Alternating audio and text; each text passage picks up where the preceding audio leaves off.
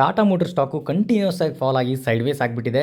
But ಈಗ ಇದೇ same ಸೆಕ್ಟ್ರಲ್ಲಿ ಇರುವಂಥ ಸ್ಟಾಕ್ಗಳು ನೋಡೋದಾದರೆ ಟಿ ವಿ ಎಸ್ಸು ಮತ್ತು ಅಶೋಕ್ ಲೇಲ್ಯಾಂಡ್ ಎಲ್ಲ ಆಲ್ ಟೈಮ್ ಹೈಯನ್ನು ಬ್ರೇಕ್ ಮಾಡಿಕೊಂಡು ರ್ಯಾಲಿ ಮಾಡ್ತಾ ಇದ್ದಾವೆ. ನೀವೇನು ನೋಡ್ತಾ ಇದ್ದೀರಾ, T V S continues all time high ಬೇರಿ ರ್ಯಾಲಿ ಮಾಡ್ತಾ ಇದೆ. As well as Ashok Leyland ಕೂಡ ಆಲ್ ಟೈಮ್ ಹೈ ಮಾಡಿ ಬ್ರೇಕ್ ಮಾಡಿ ರ್ಯಾಲಿ ಮಾಡ್ತಾ ಇದೆ.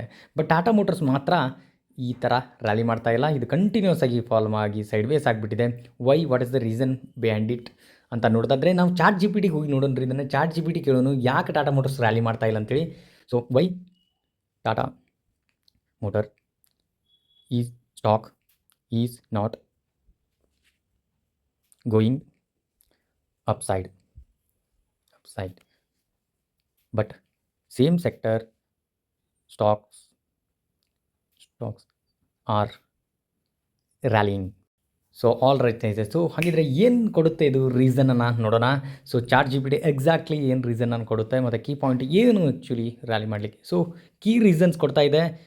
ಸೊ ಮೇನ್ ಕೀ ರೀಸನ್ ಬಂದು ಜಾಗ್ವಾರ್ ಮತ್ತು ಲ್ಯಾಂಡ್ ರೋವರ್ ಏನಿದೆ ಅದರದ್ದು ಪ್ರಾಬ್ಲಮ್ ಇದೆ, ಇಶ್ಯೂ ವಿತ್ ದ್ಯಾಟ್ ಅಂತ ಕ್ಲಿಯರಾಗಿ ಹೇಳ್ತಾ ಇದೆ. ಸೊ ನೀವು ನೋಡಿರ್ಬೋದು, ಟ್ಯಾರಿಫ್ ಜಾಸ್ತಿ ಇರೋದ್ರಿಂದ ಎಕ್ಸ್ಪೋರ್ಟ್ ಮಾಡಲಿಕ್ಕೆ ಸಿಕ್ಕಾಪಟ್ಟೆ ಪ್ರಾಬ್ಲಮ್ ಆಗಿದೆ. ಮತ್ತು ಅದರ ಜೊತೆಗೆ ಇದು ಪ್ರೊಬ್ಯಾಬಿಲಿಟಿ ಮತ್ತು ವೀಕರ್ ರೀಸೆಂಟ್ ರಿಸಲ್ಟ್ ಏನಿದೆ ಅದು ರೀಸೆಂಟ್ ರಿಸಲ್ಟು ಕೂಡ ಟಾಟಾ ಮೋಟರ್ಸು ಭಾಳಷ್ಟು ಡೌನ್ ಬಂದಿದೆ. ಅದರ ಜೊತೆಗೆ ವ್ಯಾಲ್ಯೂಯೇಷನ್ ಕೂಡ ಇನ್ವೆಸ್ಟರ್ಗೆ ಎಕ್ಸೆಪ್ಟೇಷನ್ ಅಷ್ಟು ರೀಚ್ ಆಗಿಲ್ಲ. ಸೊ ಹಾಗಾಗಿ ಚಾಟ್ ಜಿ ಪಿ ಟಿ ಕ್ಲಿಯರಾಗಿ ಈ 3 ಪಾಯಿಂಟನ್ನು ಕೊಡ್ತಾ, ಇದ್ರ ಜೊತೆಗೆ ಮತ್ತೆ ಏನು ಪಾಯಿಂಟ್ ಕೊಟ್ಟಿದೆ ನೋಡೋಣ. ಸೊ ಡೀಲ್ ಸ್ಟಾಕ್ ಅಂದರೆ ಕಾಸ್ಟ್ ಆಫ್ ಎಕ್ಸ್ಪೆನ್ಸು ಕೂಡ ಜಾಸ್ತಿ ಆಗಿದೆ ಟ್ಯಾರಿಫಿಂದ. ಅದರ ಜೊತೆಗೆ ಇದು ಏನಂದರೆ ಡೀಲರ್ ಪ್ರೊಡಕ್ಟಿವಿಟಿ ಮತ್ತು ಇನ್ವೆಸ್ಟರ್ಸ್ ಏನಿದ್ದಾರೆ ಅವ್ರದ್ದು ಸೆಂಟಿಮೆಂಟು ಕೂಡ ಭಾಳಷ್ಟು ಖರಾಬ್ ಇದೆ ಅಂತ ಹೇಳ್ತಾ ಇದೆ chat G P T. So chat G P T ಕೊಟ್ಟಿರುವಂಥ ಎಲ್ಲ ರೀಸನ್ಸು ಟ್ರೂ ಇದೆ ಅಂತ ನಾವು ಸ್ಕ್ರೀನರಲ್ಲಿ ಹೋಗಿ ಟಾಟಾ ಮೋಟರ್ಸನ್ನು ಟೈಪ್ ಮಾಡಿ ನೋಡೋಣ ಬನ್ನಿ.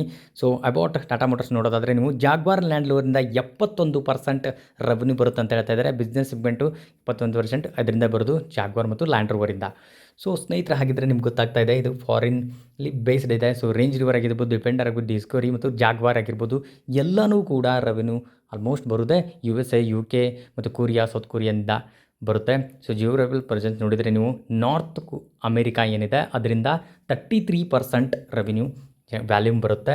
UK ಇಂದ 19% ಅಂತೆ, ಯುರೋಪ್, ಚೀನಾ ಈ ಥರ ಎಲ್ಲದರಲ್ಲಿಂದ ಬರುತ್ತೆ. ಅದರ ಜೊತೆಗೆ ಈಗ ಕ್ವಾರ್ಟರ್ ರಿಸಲ್ಟ್ ನೋಡಿದರೆ ಈ ಕ್ವಾರ್ಟರ್ ರಿಸಲ್ಟು ಕೂಡ ಡೌನಲ್ಲಿ ತೋರಿಸ್ತಾ ಇದೆ ಸ್ನೇಹಿತರೆ. ಚಾಟ್ ಜಿ ಪಿ ಟಿ ಹೇಳ್ತಾ ಇರೋಂಥ ರೀಸನ್ಸ್ ಎಲ್ಲ ಕರೆಕ್ಟ್ ಇದೆ ಅಂತಾಯಿತು. ಬಟ್ ಇದು ಯಾವುದೇ ಥರದ ಬೈ ಸೆಲ್ ರೆಕಮೆಂಡೇಷನ್ ಅಂತೂ ಅಲ್ಲ. ನಿಮ್ಮ ಅನಲೈಸಸ್ ಮಾಡಿ ಡಿಸಿಷನ್ನ ತೆಗೆದುಕೊಳ್ಳಿ ಸ್ನೇಹಿತರೆ. ಓಕೆ ಸ್ನೇಹಿತರೆ, ಬಾಯ್.